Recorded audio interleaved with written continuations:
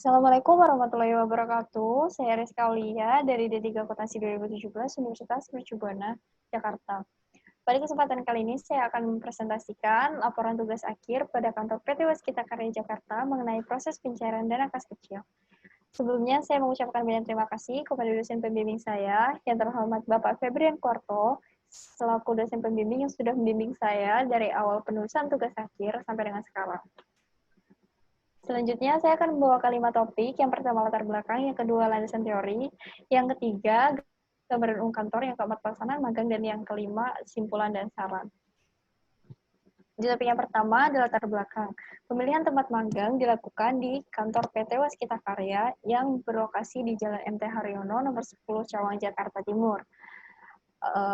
Selanjutnya ada bidang kerja magang, yaitu internal audit dan akuntansi. Internal audit berfungsi memeriksa laporan keuangan, sedangkan akuntansi membuat laporan keuangan serta membuat bukti-bukti transaksi baik penerimaan maupun pengeluaran kas.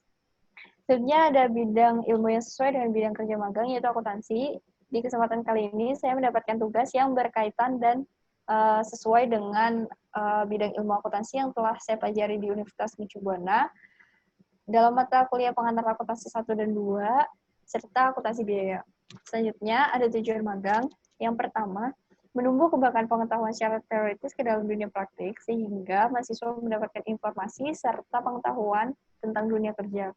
Selanjutnya, yang kedua, melatih kemampuan mahasiswa dalam bidang yang ditekuni, serta menemukan pemecahan masalah yang ada di dunia kerja. Selanjutnya, tujuan penulisan laporan magang yang pertama sebagai kelengkapan dan persyaratan wajib untuk menempuh gelar ahli media akuntansi, program studi D3 Akuntansi, Fakultas Ekonomi dan Bisnis, Universitas Mercu Buana. Dan yang kedua, melatih penulis untuk mengaktualisasikan pengalamannya dalam kegiatan magang yang dikaitkan dan dipadukan oleh satu atau lebih teori dan konsep yang ada. Selanjutnya adalah landasan teori. Yang pertama ada tinjauan teori, yang berisi tentang pengertian kas kecil menurut Zeki Barituan tahun 1992 halaman 88. Kas kecil ialah uang kas yang digunakan untuk membayar pengeluaran-pengeluaran yang jumlahnya relatif kecil dan tidak ekonomis apabila dibayar dengan cek.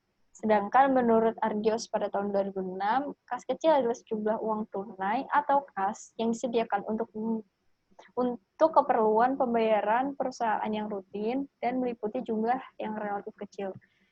Selanjutnya, ada sistem pencatatan kas kecil yang dibagi menjadi dua, sistem dana tetap atau impress fund system, dan sistem dana tidak tetap atau fluctuation fund system.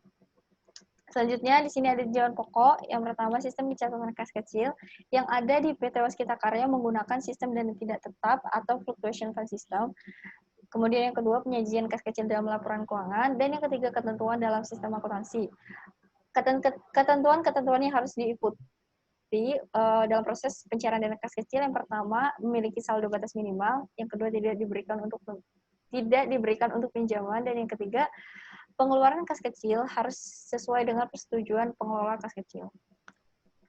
Selanjutnya ada topik yang ketiga, gambaran umum kantor.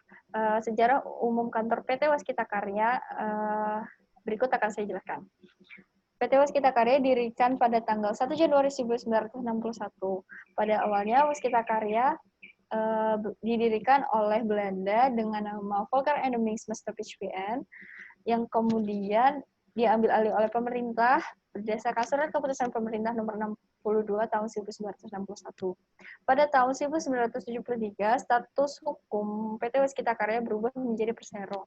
Hingga pada bulan November tahun 2009, Waskita telah berhasil memperoleh sertifikat ISO 9001-2008 yang menjelaskan tentang sistem manajemen mutu yang baik di kantor PT Waskita Karya tersebut.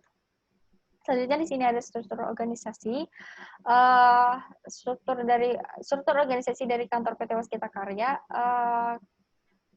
kedudukan tertinggi dipegang oleh presiden direktur atau direktur utama, kemudian di bawahnya ada beberapa kepala biro yang dibagi menjadi 5 kepala biro. Kemudian di bawah kepala biro ada beberapa departemen, yaitu ada 5 departemen dan beberapa divisi di bawahnya. Selanjutnya, bentuk usaha PT Waskita Karya. pada tanggal 1 Februari 2019, status hukum PT Waskita Karya berubah menjadi BUMN non-persero berdasarkan hasil keputusan rapat umum pemegang saham luar biasa. Selanjutnya bidang usaha yang ada di PT Waskita Karya dibagi menjadi dua, yang pertama jasa konstruksi dan yang kedua jasa non-konstruksi. Kemudian perkembangan usaha PT Waskita Karya yang dimulai pada tahun 1973 dengan status hukum yang baru, PT Waskita Karya Persero mulai mengembangkan usahanya sebagai kontraktor umum. Kemudian pada tahun 1980, Waskita Karya juga berhasil menyelesaikan proyek besar yaitu Bandar Udara Soekarno-Hatta. Di tahun 1990 sampai dengan 1995, Waskita Karya berhasil menyelesaikan gedung-gedung bertingkat seperti gedung BNI City.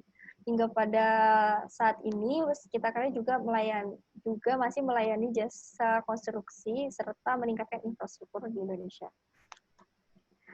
Kemudian tujuan dan ruang lingkup unit kerja. Tujuan unit kerja di sini meningkatkan pembangunan infrastruktur di Indonesia serta memperkuat relasi-relasi antar perusahaan dalam negeri maupun di luar negeri.